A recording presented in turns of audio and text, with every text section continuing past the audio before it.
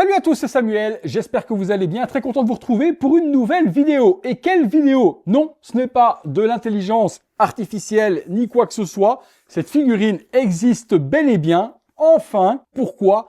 Je pense qu'il y a presque 4 ans, entre la précommande de cette figurine de Starlight de l'univers The Boys et la sortie de cette Susu Toys. Aucune explication par rapport au retard. Rien n'a été jamais expliqué par Susu Toys sur le réseau. Comme quoi, la patience est une vertu et dans notre domaine, si on n'a pas de patience, autant arrêter. Mais là, on est pratiquement à la fin de la série. Je pense qu'il y a une toute dernière saison qui va sortir et puis c'est terminé.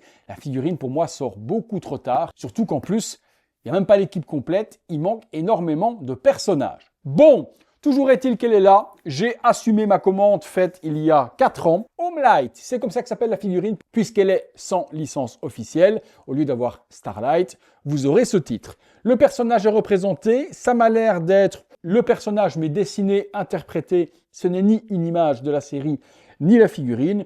Explosion forcément sur l'arrière avec le pouvoir de Starlight qui peut contrôler l'électricité, les lampes et ce genre de choses.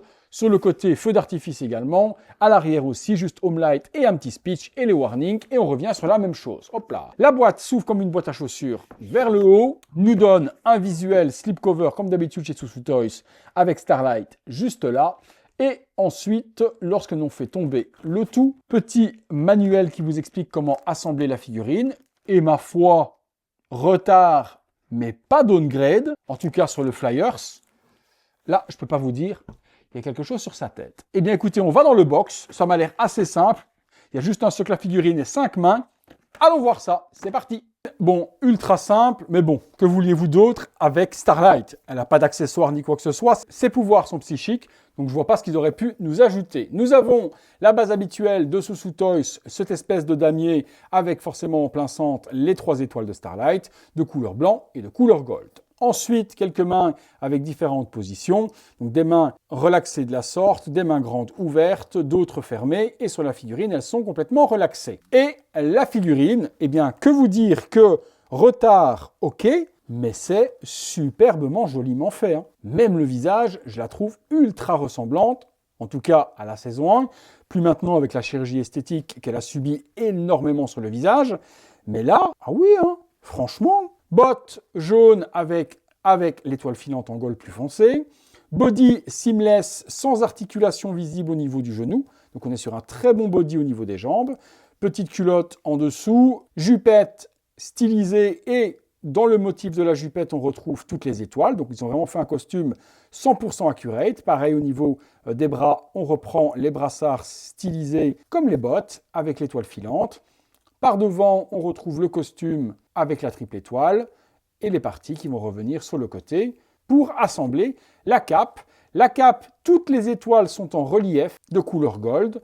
Elle est câblée sur le bas, donc on peut donner la forme que l'on veut, et elle est également câblée sur les côtés. Les mains sont de bonne couleur aussi, de couleur pâle, tout comme les jambes. Au niveau des bras et du costume, on remarque aussi que toutes les étoiles sont en relief aussi.